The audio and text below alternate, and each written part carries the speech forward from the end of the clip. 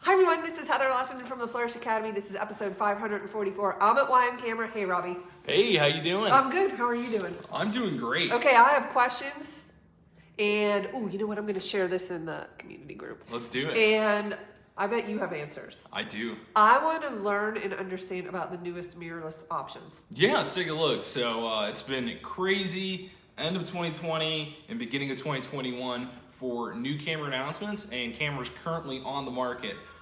So we have really hot releases from Canon, Nikon, Sony, and Fuji today. I want to talk about the new Fuji 1, 2, I cannot even keep up with all of them. It's impossible. It's so hard. Can you, like, high level, how many mirrorless cameras are in the Canon and Nikon lineup right now? So Canon, right now, they're really focusing on two of them, the R5 and the R6. Okay. It's something we hammer home. We finally got a demo model here of the gorgeous R6, and we have the R5 and R6 in stock. I'm gonna have you hold this real quick. Okay, yes. So I really like this one. So they had the EOS R was their first one. Right. Okay, awesome. that's the only one I'm familiar with. That's like, okay. That's good. And that was a really good camera. Used the same sensor as the 5D Mark IV. Okay. But now they kind of redesigned and kind of went back to the old ways in terms, if you look at the back of the camera here, I'm going to put it up. Yep. If you look, it looks like a 5D on the back now. So they re-added the aperture dial right there. Right. You have your shutter dial on the top, and then you have your ISO dial right here. So you have your whole triangle photography right on your right hand. Which is different than the EOS R. Right, because you have the touch bar. Yes, and like that. Yeah, people. I kind of struggle with the bar. I understand, yeah. but you have that back. That's the best. All my wedding photographers know. They love that. You just love doing that during weddings. Why did Canon deviate and then go back? Is it because people were saying we prefer that design? I think so. I think that's the main reason why. And then they did do dual SD card slots on the side there. Those are the new UHS-2 card slots. So very, very quick for 4K video. If you're shooting RAW, and then Heather, we're gonna get really quiet right now because let's see if we can pick it up, the shutter sound. It's so quiet. It's so quiet. It's so quiet. It's and awesome. if you turn off that beep, it would be even quieter. Right, exactly. Yeah, no one likes the beep. But and then they also added in-body image stabilization, so it's fully stabilized. So if you're adapting say a Sigma 51.4 using that in-body stabilization works. And then Canon's killing it. Every camera company, if you're watching right now, do the full flip screen. It's incredible. That's that's my favorite part. Low angle shots. Yes. If you're doing newborns or something like that, you can kind of look overhead or something. So R5 and R6 is cool. The main differences between the R5 and R6. I was just about to ask. Yeah, I know you were. We just sensed. And the R5 is the 45 megapixel beast. Coming in right under $4,000, so $3,899. Holy moly. And the R6 is 20 megapixels, but it's optimized for really, really good low light shooting. Yes. Like I can see, honestly, all right, so don't yell at me, wedding photographers. Relax. Get one of each. Because I think for weddings, a 20 megapixel ultra low light sensor, that's great. I'm with you. And I am primarily a wedding photographer. I would rather have that 20 megapixels than 45. 45 is too much. I know, and then people always kind of get because a lot of the standard ones are 24 megapixel. You're losing 4 megapixels, it's fine. You can still do 24 by 36s. Right. You can still have some cropping room. You can still do billboards. You can still do billboards with this. So R5 and R6, really cool. And then hold on. Yeah.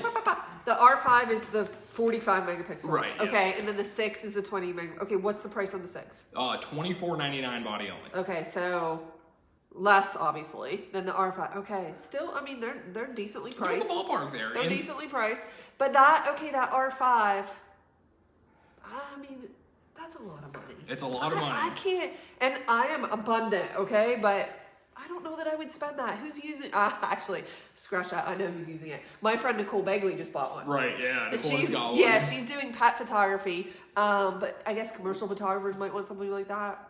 Once you see that dynamic range and that sensor, and you load those raw files in the R5, you will fall in love with it. Okay, you'd have to really sell me on that. You would. It's really good. I'm telling you. And then, but the thing is, if you're coming in you want an R5 or R6. You say, just give me the adapter for $100 where you can use your current EF lenses. Canon had the EF mount which was on the 5D, the 6D, the normal series, since 1985. Yeah. They changed. Wait, were you even alive? I wasn't even close to alive yet. I was 93. But they changed that mount for a reason. They didn't do it just to have fun. Hey, let's do a new mount. You need to get RF lenses. They're 24-70, they're 7200, they're 51.2, they're 15-35. Unbelievable. Look how I'm gonna put it up right here. Look how close that glass sits to that sensor. And that's an advantage. That's an advantage. Yes. You get edge-to-edge sharpness when you could put glass that close to that edge-to-edge sharpness is a big deal. So I previously shot Canon before I switched to Nikon, and whenever, in Nikon we do the same thing. Say on DSLR, you have a 24-70, you're at 24 on a full frame camera, you will not get sharpness on those edges. You just won't. I know, and that's where they changed with this mirrorless stuff. That's what I'm saying. It's a big deal. I'm saying, if you could swing it, get an RF lens, put both feet into the system. Yes. Hey, Mandy's asking on the R5 how many FPS? 20 frames per second. Very quick guy. So that's both are 20 frames per second. That matters to him. That does not matter to me. FPS doesn't matter. Walking down the aisle or something like that. Maybe. Sparkler exit. Okay, all right, I just talked to a photographer who was shooting 5Ds and did a sparkler exit, and she said out of 100 shots, 90 of them are keepers. The hit rate is insane. Okay. Insane. I respect that, and I'll tell you why. Because back in the day, when I would do sparkler exits, it would be like you'd take 20 shots and you'd get one.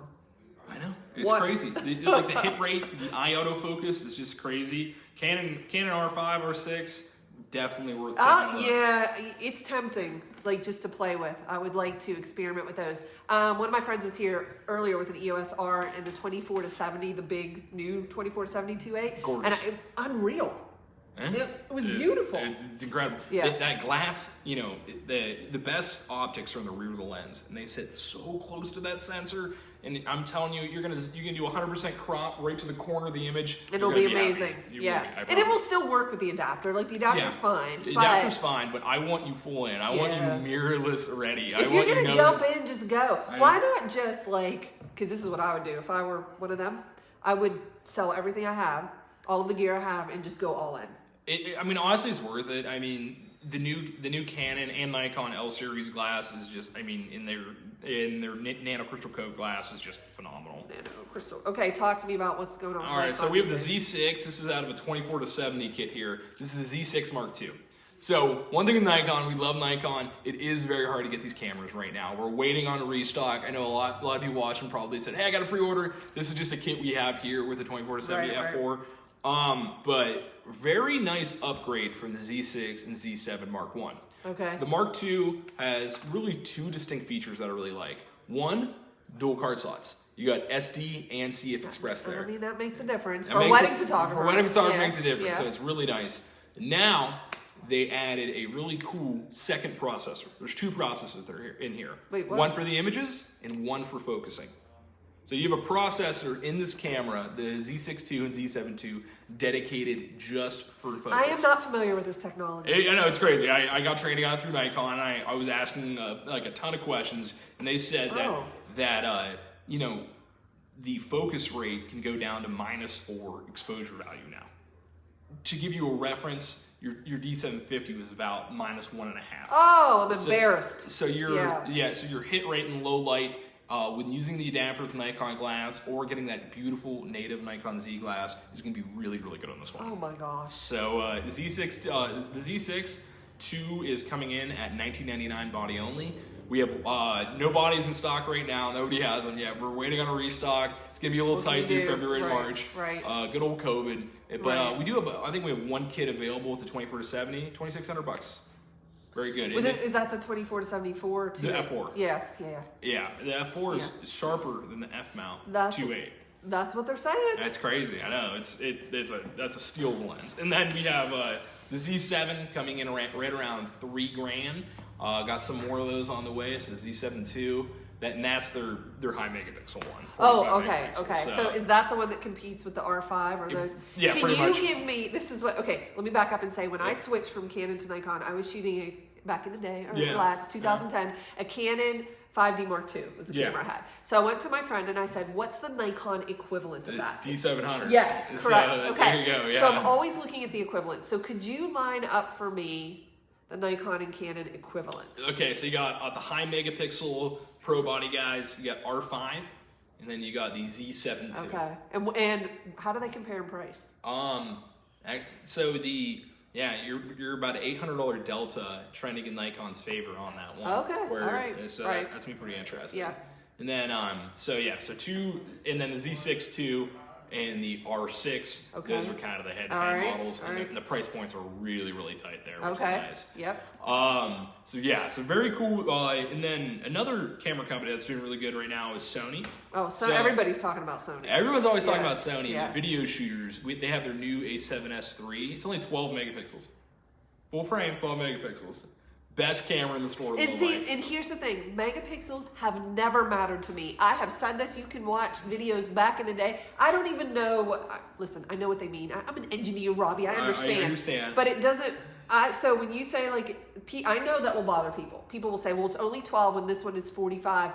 It's primarily for video. It's like 99% application. So because megapixel doesn't matter. It doesn't matter. But I would, if I was a Sony shooter and I need something like ultra sensitive and low light, you're taking those getting ready photos or something like that for a bride and groom, and you want to crank that ISO up to like 25,600, you're pulling out like great stills from that camera. It's insane. So that's a really cool camera. Don't sleep on that. That's really it. So I had a friend asking me, she's thinking about selling, this is yesterday, selling her D750. Cool. Looking at mirrorless, okay? And she really can't decide what she wants to do because, and here was her thinking. She was like, I hear amazing things about Sony. Yeah. Like people, the autofocus on Sony, I guess. Unbeatable. It's great. Unbeatable. Yeah. Right. Okay. So the best. But she's like, but then I'd have to learn an entirely new system, and it's so different from anything else I'm used to, which is fair, but not impossible. Am I right? Yeah, that's a double-edged sword with Sony. Like their internal, the guts of the camera are probably the best in the industry right now. They're making really great image sensors. They have great autofocus algorithms for eye autofocus, real-time autofocus. Coming over from a Canon Nikon, we do see some people who've been shooting that, for 10, 15, 20 years. There is a learning curve, and it's going to take you a little bit on that. But that was our concern. But get a Sony in your hand, see how you like the feel. Get the Nikon in your hand. I really think the Z6 II and Z7 II for current Nikon 750 shooters. 750 is 2014. It's getting time. I literally looked that up 2 days ago, and I said it's 2014. I know. That's it's crazy. 7 years old, which makes it really a dinosaur in this day and age. Right. But then she said she likes Nikon, but she said really, really good things about these new Canons. And the Canons are great. See, for me, if I was like a Nikon shooter or something, or another brand, I'm like, hey, Sony shooter, am I looking to jump ship? Canon really, I think they really came out strong with those. The lenses are what seals the deal for me. They're 24-70, they're 7200. Oh Nikon hasn't, honestly, it is a really cool time because we talk like this, Sony's the best, Nikon's the best.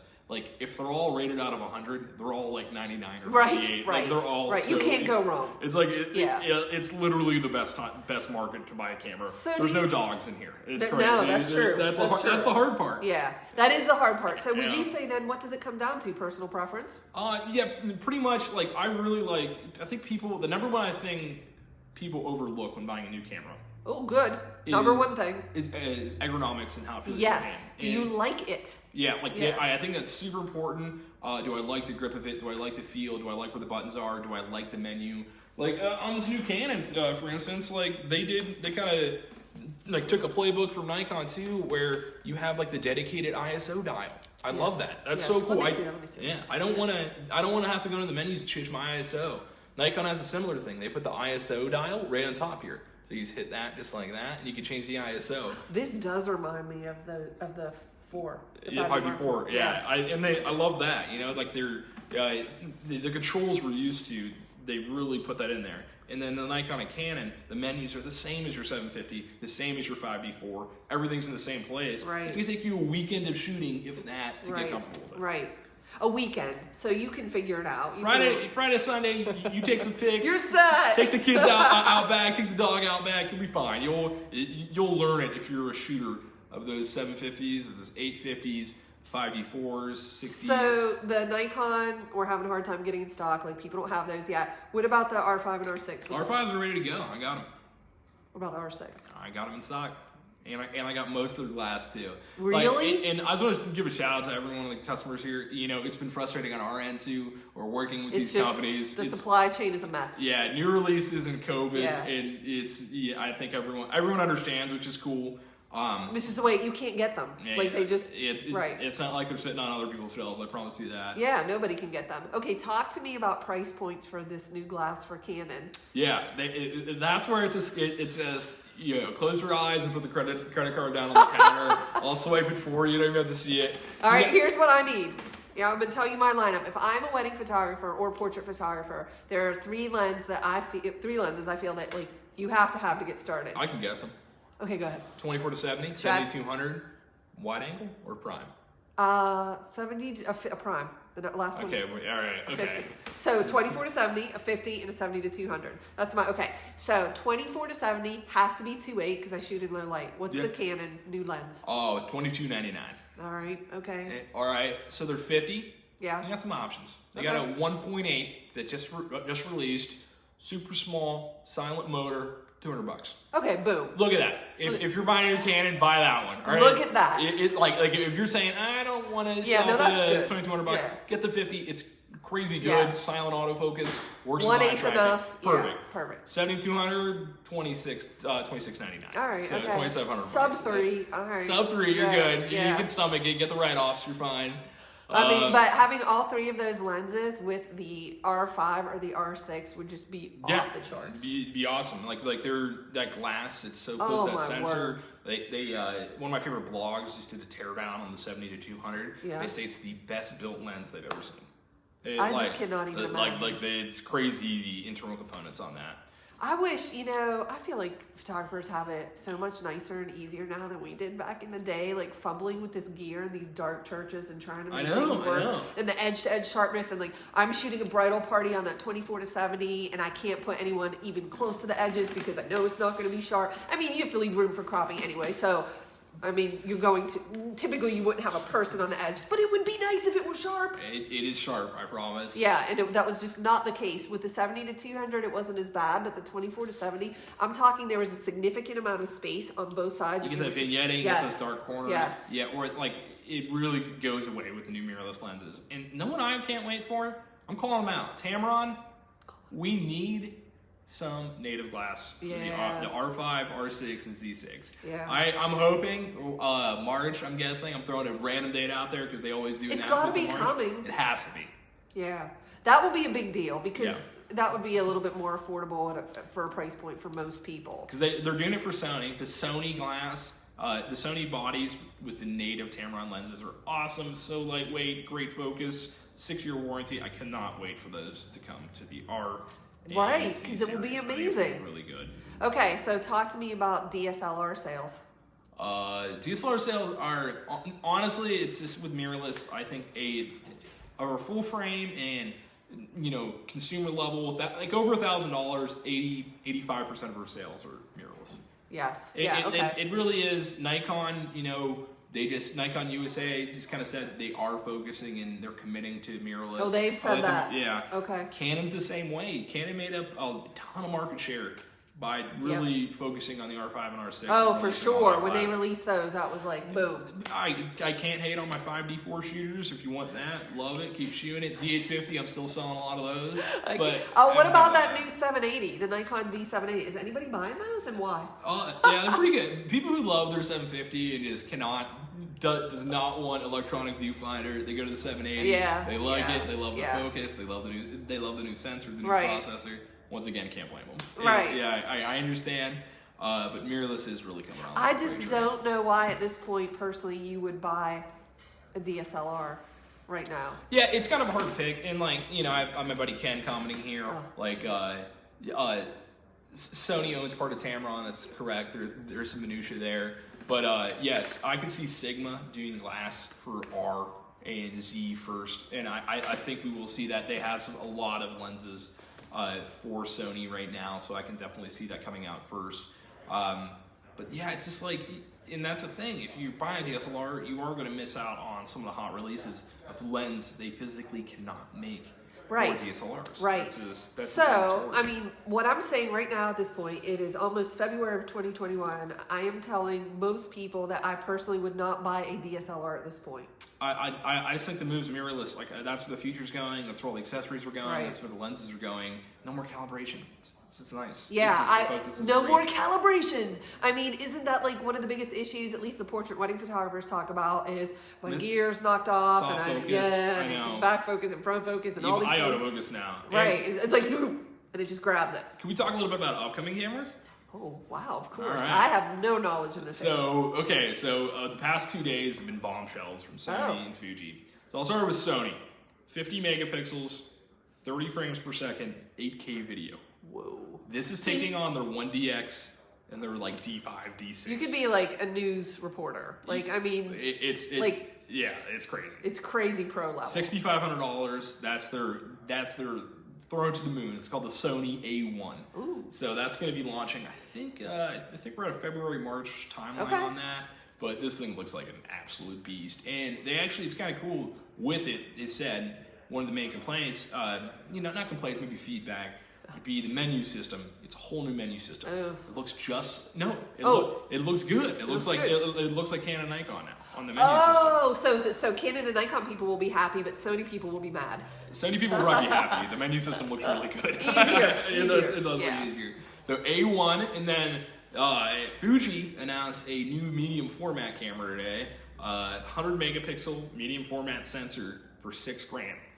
100 megapixel. What would you do with 100 megapixels? I mean, what in the name of like? Would you destroy your laptop? Right, seriously, what are you doing with that? I mean, you might as well invest in Western Digital while you're at it because you're gonna need 55 hard drives. Yeah, but, it looks great. It's like as big as this, and it's medium format. It's like a little bit larger than a Z6. I mean, crazy. So here's the thing. I would like to play with that. I would see it. I just can't fathom shooting with that, like on a regular basis. I think you need a fast body, like a R6 or something, like to complement that if you're doing weddings. Right. But for architectural work, for like more that.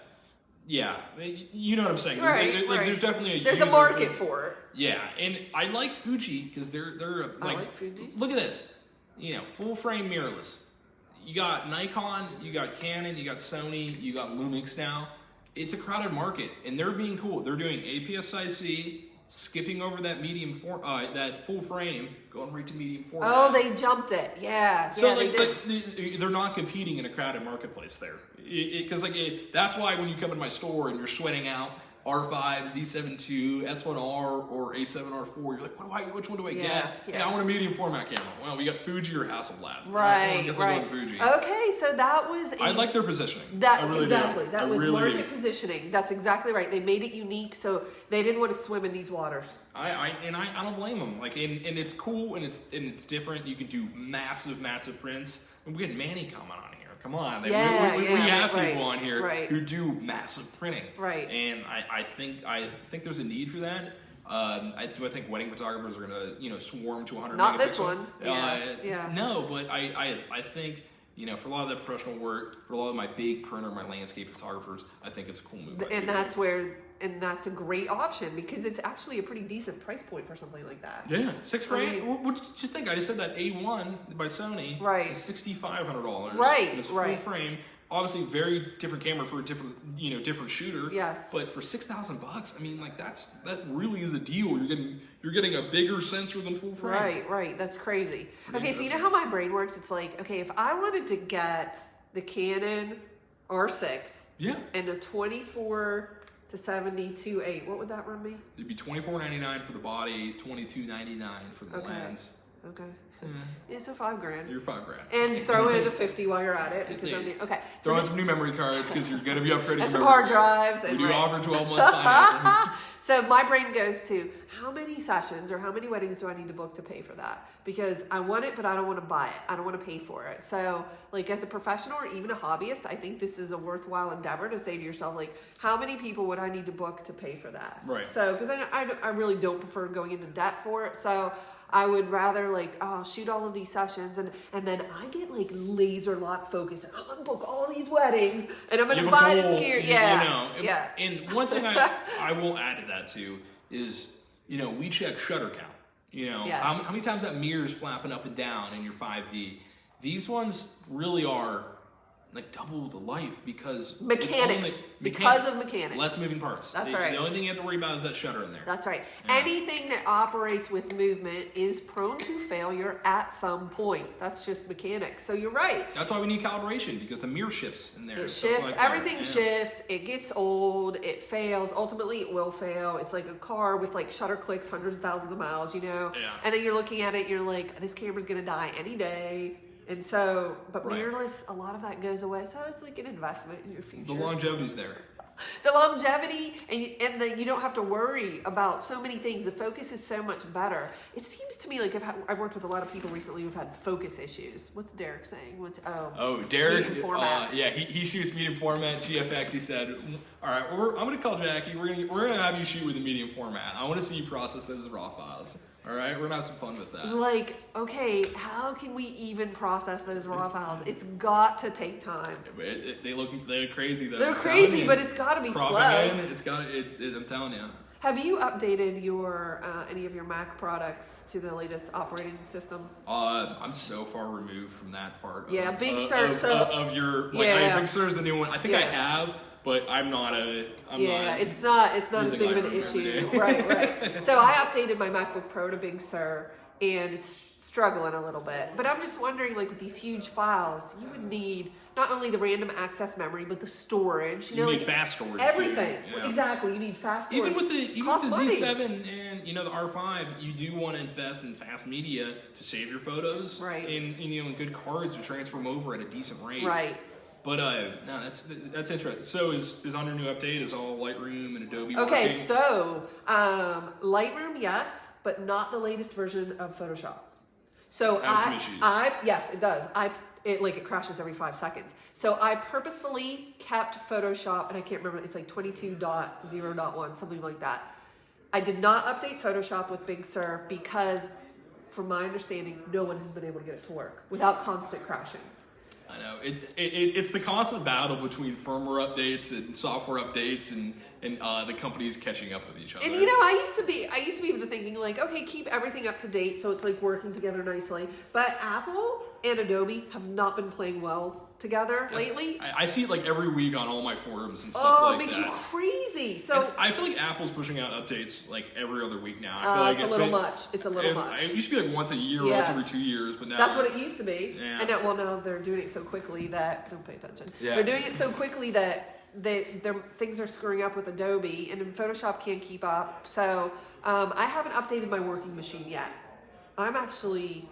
You're like 2 behind or something? I'm 2 behind. That's so awesome. Yeah, I'm 2 behind. But I have updated Photoshop and Lightroom on that operating system, and they're working. So, yeah, I use that as like my test machine, so I can tell people like don't do this. But I will say this: whenever Adobe or Apple release something, I wouldn't update it right away. That makes sense. I would not do live it. By that. I would wait and see what's happening, especially okay, it's January, so it doesn't matter right now. But if you're in the middle of your busy season, don't do it. If it's your busy season, just don't. Okay. I'm trying to think. I had somebody come to me recently, so I had the question about the D750. She wants to upgrade. She's looking at mirrorless. Can we say a quick thing on classes? Yeah. So we're in our classroom right now. Obviously, we're not doing any group classes or workshops or anything. We're really, I think it'd be the wrong time to do group classes, just right now with everything going on. So hopefully here in the foreseeable future, we'll be able to hopefully March and going into April and stuff like that. It's been really sad. I miss our friends. We'd have the big groups of people here, and it would be so fun. We really miss having everyone here. But yeah, when we can do it, we'll do it. Definitely. So yeah, we have not abandoned education here. Not at all. Oh my gosh, not at all. And when it comes back, we're going to be awesome. It's going to be amazing. We're meeting it hard. We'll have free classes, paid classes, brief classes, long classes. We'll have all of the classes, and it'll be great. Okay, I had another person come to me recently. Yeah. She has a one of the Rebels, Canon Rebels T7 something or other. Okay. Yeah, and a 50, and she's thinking about upgrading. So it's the same story, right? It's like what can you afford? What's within your budget? What do you like? Where do you want to go? Yeah, for Canon, and it's kind of cool. Nikon's the same way. And Sony's the same way. They do have entry-level full-frame mirrorless options. Yes. I mean, like, I definitely think full frames, like, you can get a full-frame body for $1,000. Okay, see, that's not bad. That's, I mean, and that's a good investment. Yeah, that's not bad. And that's going to last you. With Canon, it's their RP. Okay. And you can get it with the lens for $1,300. Wow. You can get the new 50 for $200. You can piece it out though. It's okay, that's not bad. And then ultimately, if you upgrade, you could keep that as your backup. Exactly. Right. And then it's still full frame. It's still mirrorless. Great focus. Nikon Z5. Yeah, how's that one doing? $14.99. Yeah. Great. I mean, it's a direct upgrade from the 750 in almost every way. Yeah. And then is the Nikon? Is there also the Z50? Is that one? That's their little crop sensor one. That's my little travel guy. Oh yeah, I have a friend who's just a consumer. She bought that. She loves it. It's great. It's awesome. Yeah. She uses it for like her Etsy shop. Yeah. You know, and that one's the same thing. It's coming around like $1,200. It was the right price point. It is. It's and great. for the quality and the price point, I feel like you can't beat that. Yeah, and then Sony, they have their A7 III. Like $19.99, and they have another one, the A7C. It's a little compact guy. Yeah, I think that one's around the same price. But you can get some of their older models for right around the same price, $1,200, $1,300, $1,400. I think it's really important to note that there's not a right or wrong choice in any of these. It just depends, because people will ask me what's the best or what's the right one, and I say, well, that depends on what you need it for, and it depends on your budget and where you want to go. And is this like getting you in there, or are you headed at a more professional level? I mean, it depends. Even with my $400 cameras here, you can create amazing images. Yes. We just got to make sure it's the right one for you. Right. Moving forward. Which is why, if you're local, you should definitely stop in and talk to Robbie directly so he can ask you questions to help. Call me. Or seriously. Call him. We're nice on the phone, I promise. We can FaceTime. I tell people all the time, I'm like, just call him, because a lot of people in the Flourish Academy aren't local. So I mean, they're from all over the world. Actually. So I say, just call him and he'll ask you a bunch of questions, and you don't have to struggle over this decision. Like, let him help you. And we're totally easy to talk to. We're easy. And he'll sell you what you need, not. Okay, let me say this. I have been here for years now, and I have never once seen you ever upsell people. I have seen you downsell people. Like, you're just very honest and straightforward, and I think that's important. I think people get this impression that somebody's always going to try to upsell. That's just not the case. Yeah, it's not the case. And I get it. Like, in cornerstone of our business is like, I've never hired a salesperson here. I hire photographers who are passionate about photography and want to share that and with love customers. it. Right. There's no use for people like that in the store. Right. And then we just we're just really nice, and we have a passion for photography. We never go for home runs or anything like that. We just want to help. We just want to help. That's it. Yeah. No. So it's been going good. We've been staying busy here.